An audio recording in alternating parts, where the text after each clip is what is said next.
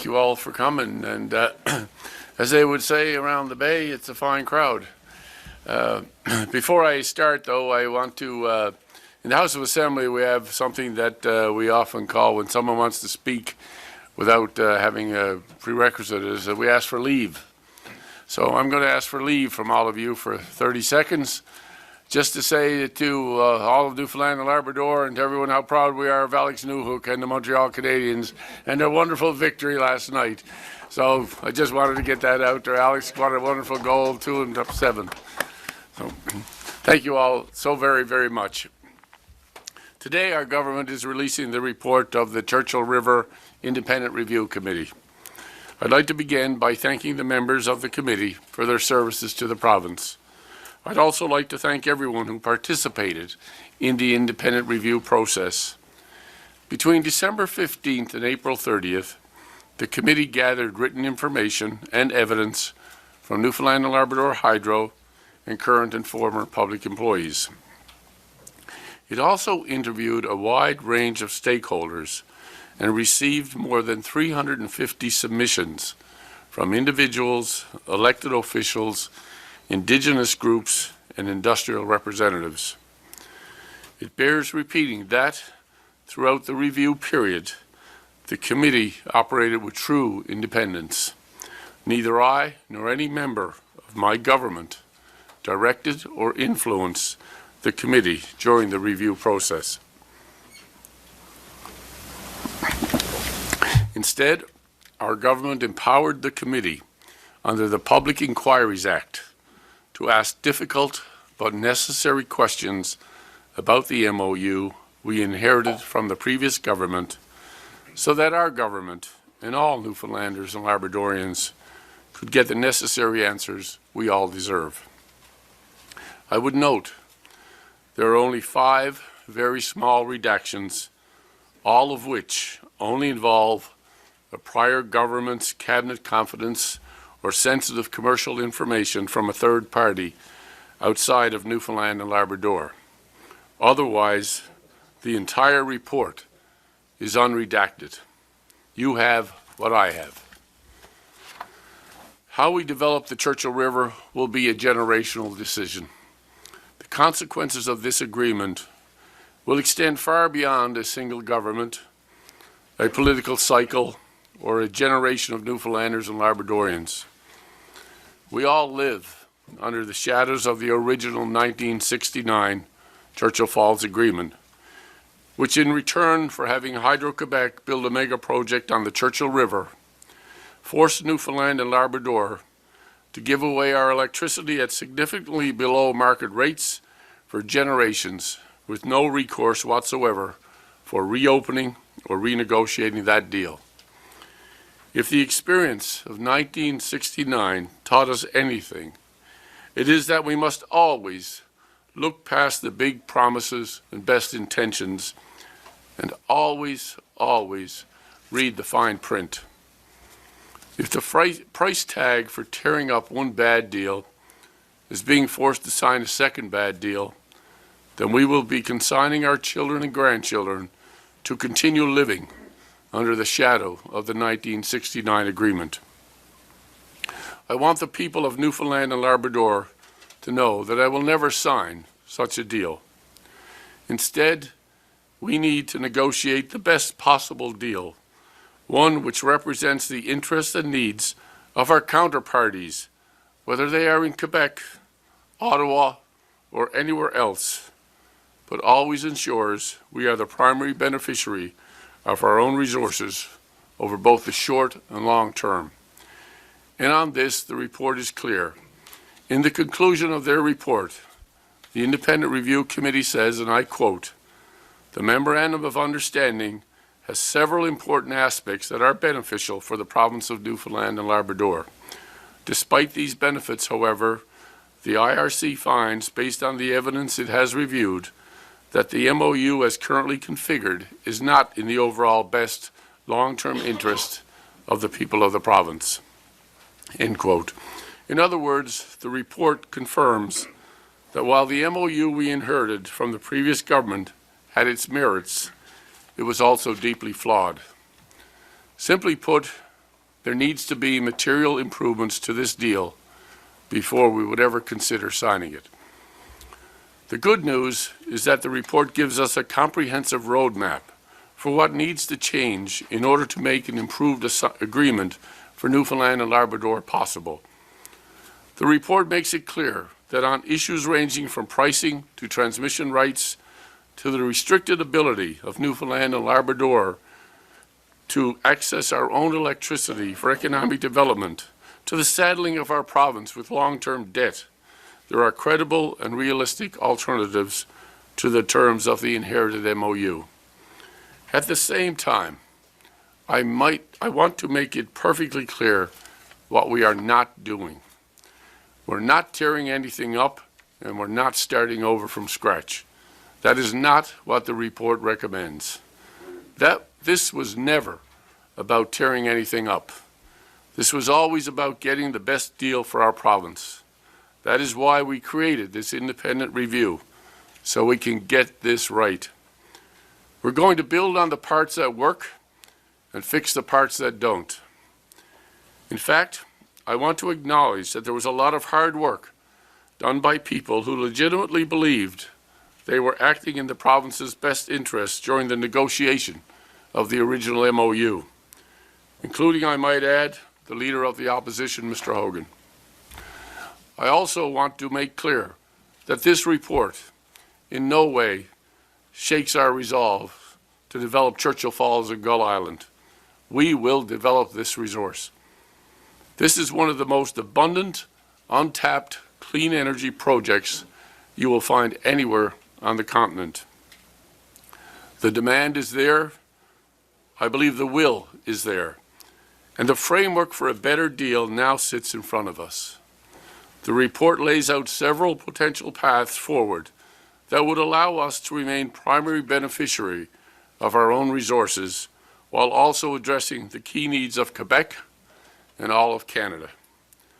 I want to invite our partners in Quebec and the federal government to come to the table with us with renewed and shared good faith as we address the issues raised by the Independent Review Committee. For our part, we are prepared to commence those negotiations. We still welcome Hydro-Quebec as our partner. I recognize that negotiations are a two-way street.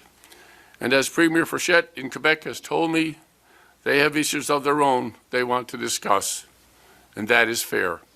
That's what a negotiation is all about. But notwithstanding the challenges in front of us, if our partners in Quebec and Ottawa are prepared to act in addressing these issues, so are we. That deal will be informed by the recommendations of the Independent Review Committee, which you can find on page 42 of the report. I encourage everyone in Newfoundland and Labrador to read those recommendations and draw your own conclusions about them. But as a start, here are mine. Recommendation 1 addresses the core question that underpins our province's approach.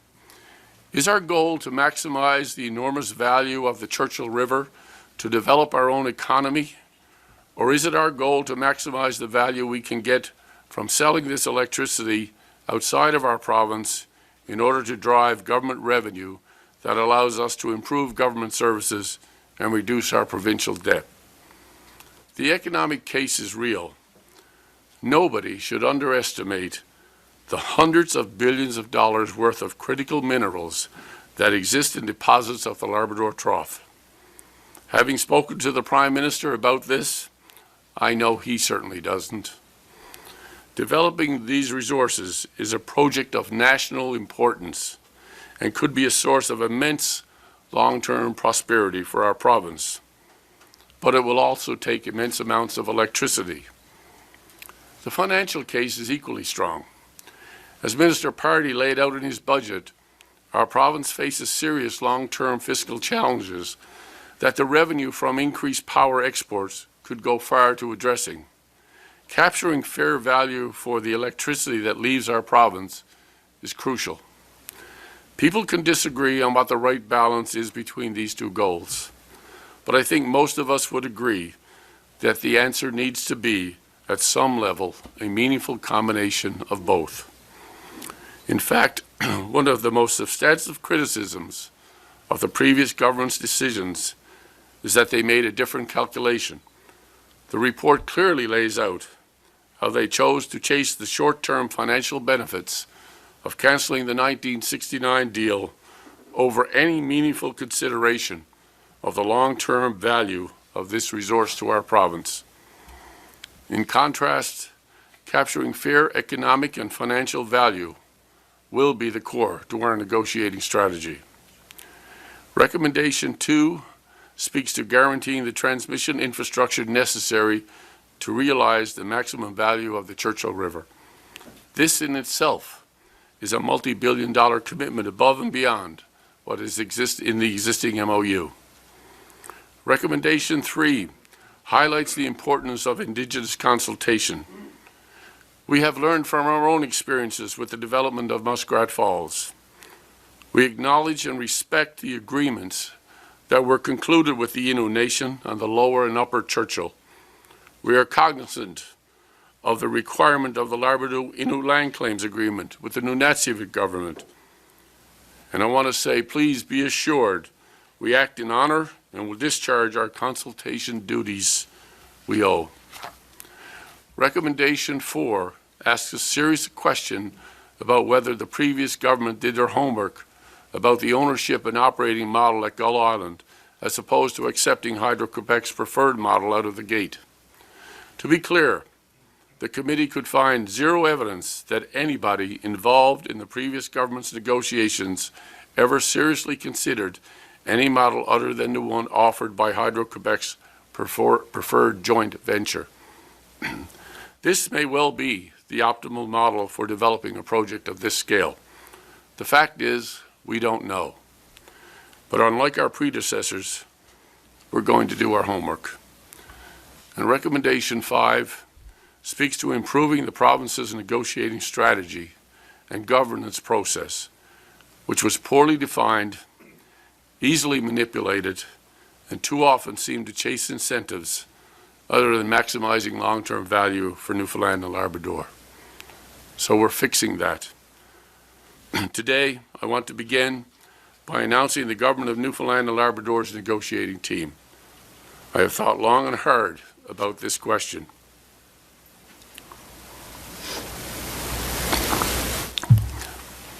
My goal was to choose a team that maximizes our ability to deliver a better deal for Newfoundland and Labrador, full stop. If someone wants to criticize me on political grounds from any direction on any of these choices, be my guest. I'm not thinking about politics. I am thinking about maximizing our chances of getting the best deal. I am pleased to announce that Barry Perry, former president and CEO of Fortis, will serve as the lead negotiator. Mr. Perry is one of the few people with immense experience in the utility space and comfortable in multi-billion-dollar negotiations. And as a proud Newfoundlander and Labradorian himself, Barry understands the historical importance of getting this right. Barry will be joined by Jerome Kennedy, a St. John's lawyer and former cabinet minister in the government of Newfoundland and Labrador. I know there will be some among the opposition who will not like Mr. Kennedy's appointment, and let me make it perfectly clear, I do not care about partisan attacks. I want the best team for the job, and Jerome is knowledgeable about this sector and its impact on this province. Also joining the team will be Jennifer Williams, who will be remaining as President and CEO of Newfoundland and Labrador Hydro. I know that Ms. Williams has herself been the subject of public criticism, but I have had long conversations with Jennifer, who has been quite open about her role in the negotiation of the previous MOU. She and her team worked tirelessly to advance the negotiating mandate that was defined by the previous government of the day. Now she and her team are prepared to work just as hard on a new mandate from our new government. She has my confidence to do so. One important change we will be making is how we exercise oversight over the negotiating team. a key finding from both the Muskrat Falls inquiry and the Independent Review Committee report. The report of the IRC makes it clear that the Board of Directors of Newfoundland and Labrador Hydro did not exercise sufficient oversight over the negotiation of the MOU and recommend that this oversight be moved away from the Hydro Board. I accept that recommendation. We are moving oversight authority away from the Board of Newfoundland and Labrador Hydro and instead to an independent oversight committee, the details of which will be announced in the coming days. The negotiating team will report their progress to the Oversight Committee, who themselves will not be party to the negotiations. The Oversight Committee will serve as a key source of internal scrutiny and challenge to ensure that negotiations remain aligned with the mandate established by our government. The Oversight Committee will in turn keep Minister Parrott and I informed of the progress of negotiations. It is a system that ensures ultimate public accountability while minimizing the risk of political meddling. It is ultimately my responsibility as Premier to define the negotiating position of our province. And while I have no intention to negotiate in public and recognize that hard conversations behind closed doors will need to happen in order to get a deal done, the people of Newfoundland and Labrador deserve to know the core mandate I am giving our negotiating team. It will be built around three key principles. First, we require more power in order to develop our own economy, and in particular, the industrial and mining opportunities tied to the hundreds of billions of dollars worth of critical minerals in the Labrador Trough. Second, we require more value from the power purchase agreements at the heart of the deal, including a pricing structure for Gull Island that does not leave us stranded with billions of dollars in debt at the end of the power purchase agreement. And third, we require more transmission through Quebec so that we can retain the option to sell our allocated supply of electricity at market rates. We have officially reached out to the government of Quebec to clearly outline our position. We have a window of opportunity to fix what was broken and build something better. This is a cause that should bring together people of all political persuasions. It is an opportunity that I hope mobilizes the federal government and a Prime Minister who I know wants to build big things. It is a cause that can and must include Indigenous peoples. It is a cause that is of vital importance to this province and for all Newfoundlanders and Labradorians, now and long into the future. A better deal is possible. The path in front of us will not be easy, but it is clear. My message to the Premier of Quebec, my message to the Prime Minister, my message to everyone in Newfoundland and Labrador is this. We are here, we are sitting at the table, we are ready to negotiate. Let's build something big together. Let's get this done for all of us. Okay, I have a question from the media. I'll follow up time for one question, one follow-up. And first we have Hot Negative from Global. You had said during the election campaign that you would take this to a referendum. Are you interested in that idea now? First thing I need to do is get a deal. Will there be a referendum or not? I have to get a deal. Cameron Cowboy, My first question is, where were the panel members today? Why weren't they present? So when I initially asked the panel members to present their report, they all agreed. They all agreed they would be here to present their report. Subsequently, they decided that they weren't going to be here and they would let the report speak for themselves. That's their independent panel, that's their opinion to make. But was I excited to have them here? That's how I set it up. I thought that they were going to be here. They told me they would be here and then they changed their mind. The new negotiating team is set up. Obviously, they have the decisions, recommendations to consider, but I know at one point Quebec did say if Land brought more demands to the table, they would too. I guess, how confident are you that a deal can be achieved between the two provinces? Well, the discussions, I spoke to the Premier of Quebec yesterday, I think it was, and talked to her about the opportunities for both of our provinces. I've spoken with the Prime Minister, I've spoken with the Minister of Energy, and I believe there are real opportunities for all three of us, the Quebec, Newfoundland and Labrador, and indeed the federal government, who have a significant interest in wanting to build Canada, and I think all three of us can work together to get it done. James Reed on the plan. So it sounds like you're going back to negotiations with Hydro-Quebec. Are you also soliciting offers from other parties now? We haven't released our negotiating strategy yet, but we are certainly going to be reaching out to the province of Quebec. And I've also, as I said, I have spoken with the Premier of Quebec, and I've also asked our chief negotiator, our lead negotiator, Mr. Perry, to reach out to the CEO of Hydro-Quebec. One of the points you mentioned was the oversight from Hydro's board. One of the points that the committee raised is oversight from the government, kind of overstepping perhaps their role in negotiations. What will be the government's role in these negotiations? Well, I think what you saw in the report was clearly that, you know, it's concerning when a government steps in and implements changes to an MOU and does not take the advice of their negotiating team, does not take the advice of their financial advisors, and implements a clause that actually could cost the province up to $30 billion in debt. That is unacceptable. I think the putting in the recommendations of the Muskrat Falls inquiry and following up with the recommendations of the Independent Appointments Committee and establishing an oversight committee stops that from happening. And Clarion TV. Premier, many premiers have tried and failed before to wield power through Quebec, and that wasn't negotiated in this MOU.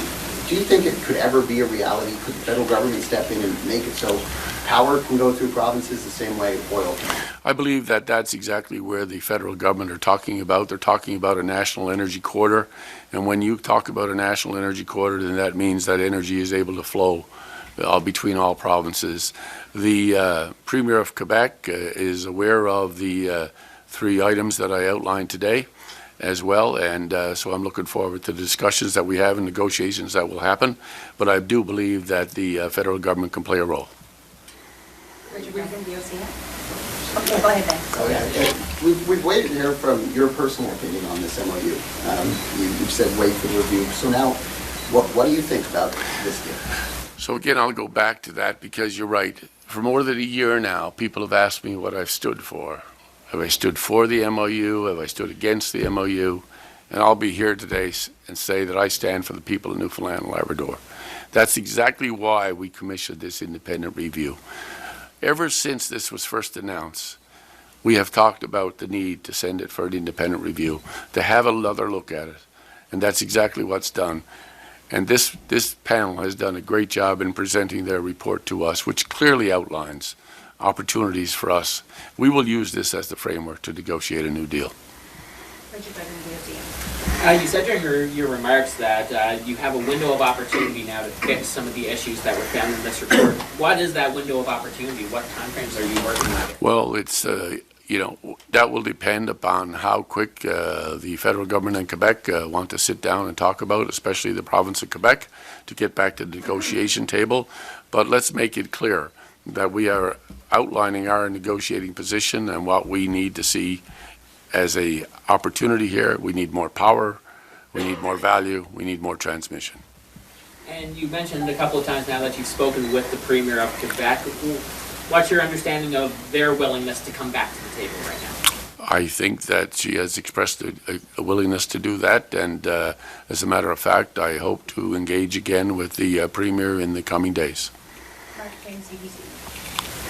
You said definitively before that you would hold a referendum, and I understand you have to be a deal first before you can hold a referendum. But you seem to be opening the door to maybe not hold a referendum. No, what I've said is what I've said is we need a deal, and you know, when I look at the opportunities that are in front of the province of Newfoundland and Labrador right now, when I think of where the federal government is in the last 5 months, when you think about how much has changed since this deal was since this MOU was first signed, I mean, the world has changed, but our whole country has changed. Our Prime Minister has now put a plan on that he wants to invest in Canada, and he has announced billions of dollars in planned investment.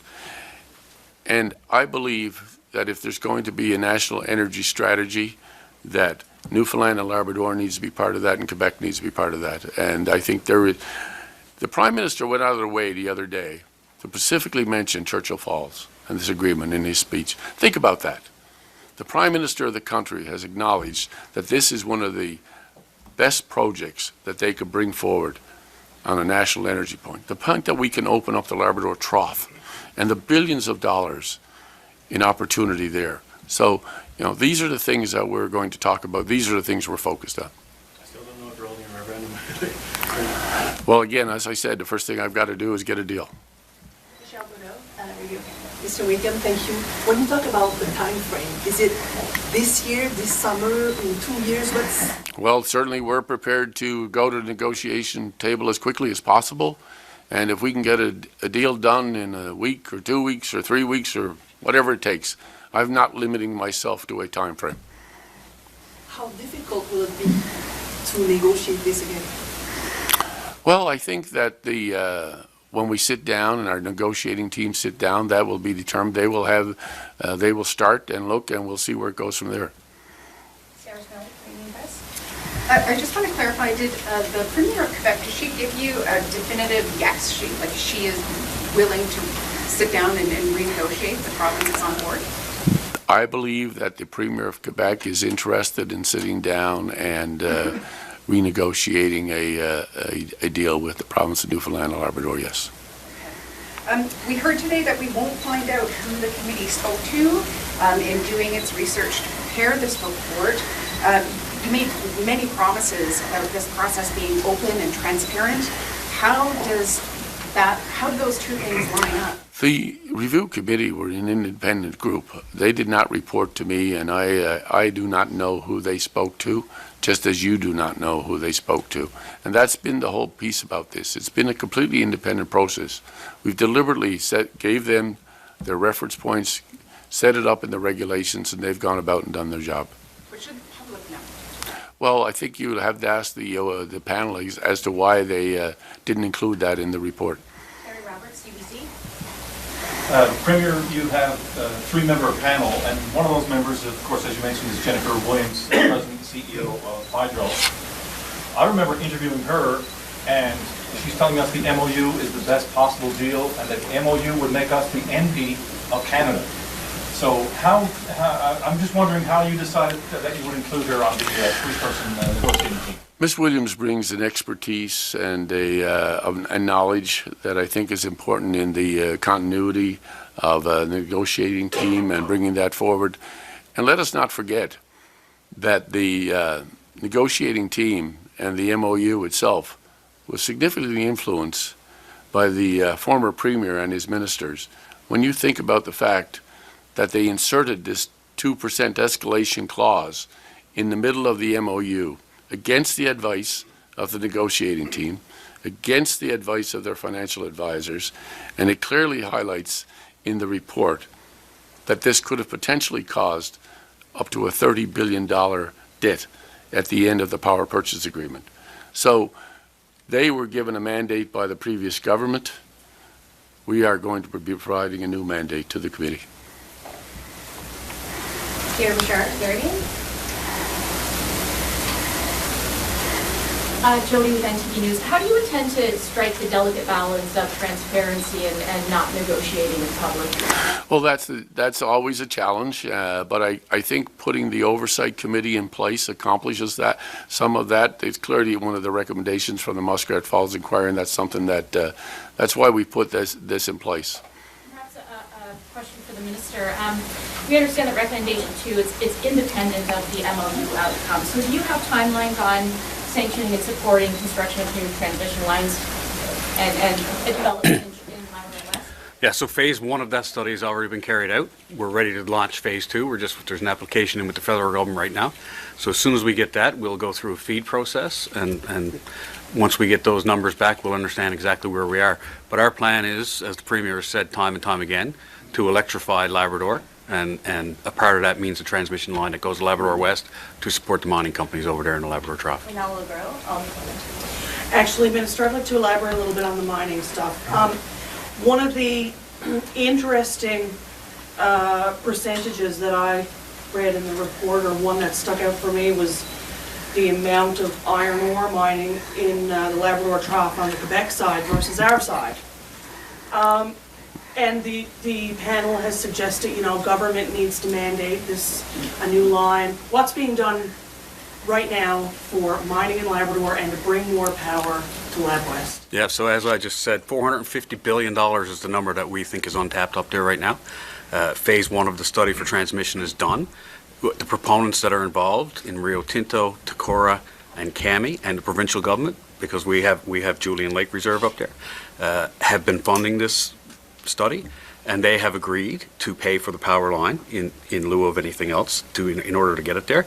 We have also looked for alternative routes of power here in the province in order to supply energy if we don't have the ability to do it through Gull Island or Churchill Falls expansion. So this isn't something that we've came in and not looked at, but the best option for the province and for Labrador, and certainly Newfoundland and all of Labrador, is Gull Island, CF1 and CF2. One of the lines in the panel report was that there might be some challenges between these miners and getting this transmission line built, or maybe some delays, I guess, as different companies, their focus changed over time. Any concerns there? Yeah. Not that we see. We've discussed this with those companies on a regular basis. We have meetings, as a matter of fact, meetings today with Rio Tinto. As it stands right now, the plan is to push forward. As I said, there's an application in with the federal government right now that we're awaiting a response on, and we're expecting that response any day. I believe the amount is $2.3 million in order to carry the study out, and once that's done, then we'll know the path forward. Zach Howard, VOCM.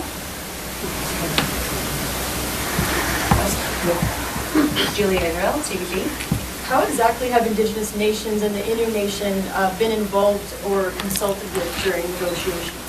Well, I don't know exactly who, as it was said, that the independent review committee met with, but I have met with the Innu Nation, the chief, and others. I met with them again. I spoke with them again this morning to reassure them of their involvement. They are a partner in this, and we will continue to ensure that they are brought up to speed as we move along.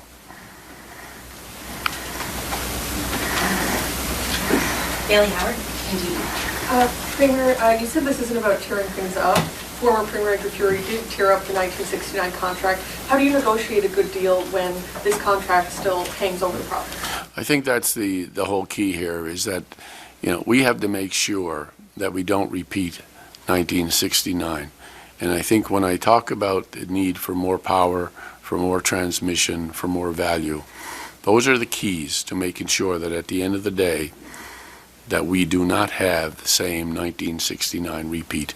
It was referenced in the report, and so we have to make sure that the value, when you think about the opportunities that Newfoundland and Labrador has, let us not forget that this is our power. This is our river. And we are here to make sure that we get the best value for the people of Newfoundland and Labrador. And that's exactly what we're going to do. Can I ask how much the review cost?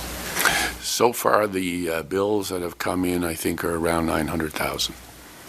Eric Berry, CTV. The reviewers said that the GNL intervened and gave a mandate. You suggested that Jennifer Williams wasn't ultimately calling the shots. Who do you think was calling the shots? Was it your predecessor? Was it Andrew Furey?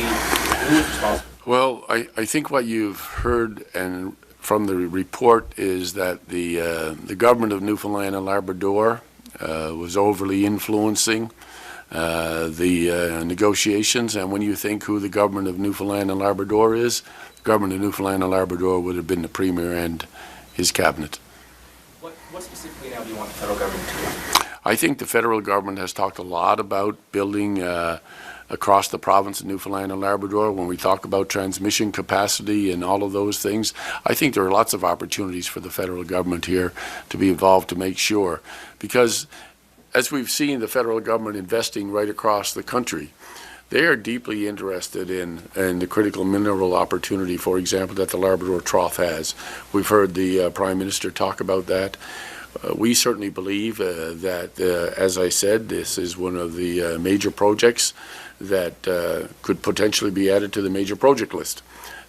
We believe that this is one of the best projects for all of Canada. And that's why I think for both the province of Quebec and the province of Newfoundland and Labrador, that there is an opportunity here for a partnership and to move forward and actually get a deal done. Patrick Butler, Radio Canada.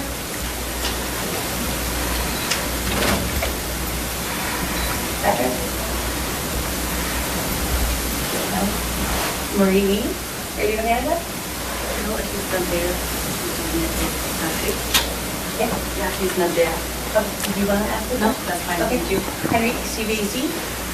I guess given the criticism that you faced when the appointment of Jerome Kennedy became public as one of the people to review the report, what made you consider him or put him on the negotiating team? I think anybody who lives in Newfoundland and Labrador and certainly understands, I think Mr. Kennedy is recognized across the, not only Newfoundland and Labrador, but across the country as one of the more prominent lawyers and in the country, and he has proven himself time and time again. And I have full confidence in Mr. Kennedy and the expertise and the knowledge that he will bring and the detail that he will bring to this report, to this committee, I'm sorry. That the report would be tabled in the House of Assembly. When will that happen? This afternoon. Beth Penny, NTV. I know you already touched on this, but just can you describe what your official ask would be to the Prime Minister? You said you've been speaking with Prime Minister Mark Carney. Well, that's what the negotiations will start. We will sit down with the province of Quebec and start negotiating with the province of Quebec, and then we will see what the federal government are prepared to bring to the table as well. What's your overall message, I guess, to folks at home? Some who might say, am I ever going to see the benefit of any of these deals in generations to come? I think the people of Newfoundland and Labrador have lived with the 1969 agreement for a long time. And what they're interested in doing is developing our resources for Newfoundland and Labrador. You can go back to 1949 when we joined Canada, and I've talked about this before. We brought the richest fishing grounds in the world with us. We brought forestry, we brought mining, we brought hydroelectricity, and we brought oil. And yet here we are 76 years later with a huge deficit. So I think it's time for us not to be repeating the mistakes of the past. It is time for us to focus on getting the best possible deal we can for the people of Newfoundland and Labrador. And we will leave no stone unturned to make that happen. Darryl Roberts, CBC. Just want to follow up on Mark's question from earlier. You promised several times to hold a referendum even during the election campaign. Does that promise still stand? As I said, the first thing I'm going to do is get a deal. My focus right now is strictly on getting a deal. Okay, but how about after the deal? Well, first I got to get a deal. Roger Bill, Shoreline.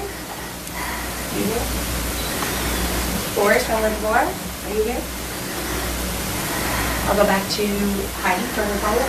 Thanks very much. Premier, do you think you could get a deal done before the next Quebec election? I think if the parties are willing, if the province of Quebec and the federal government want to get involved, we're certainly open. We're laying down some of the things that we believe need to be changed in the current MOU and the things that we will be looking for, and certainly we're prepared to be at the table and do what it takes. Would you have any concerns if you didn't get to that point by the time the election comes around? Well, that's something I can't control, but all I can say is we're prepared to be at the table. Patrick Butler, Radio Canada.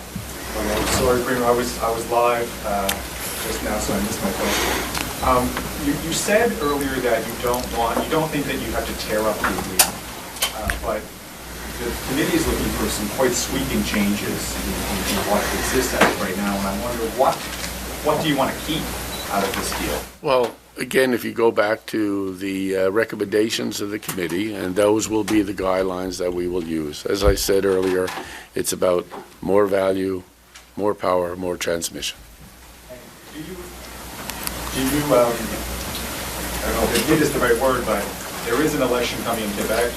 The sort of sweeping changes that are necessary, do you concede that it's very unlikely that a final deal will be reached by Quebec? As I've said, that's not our decision. We're not focused on any timeline. I'm focused on, we will be there at the negotiating table. We will be prepared to negotiate. If the Premier of Quebec and the province of Quebec are there, and if the federal government want to be part of that, we'll be at the table. Thank you, everyone. That's everything for today. Could I just ask a quick one on the committee itself? Are they done now, or could you maybe call upon them for a future? No, the committee is done. They've done their job. And are you concerned about the government oversight? It was a big part of the report, the government oversight and putting more back to the hydro board. And now you're having the independent panel. We're putting an oversight committee in place as was recommended by the public inquiry under Muskrat Falls. That's exactly why we're doing it. That's everything for today. Thank you.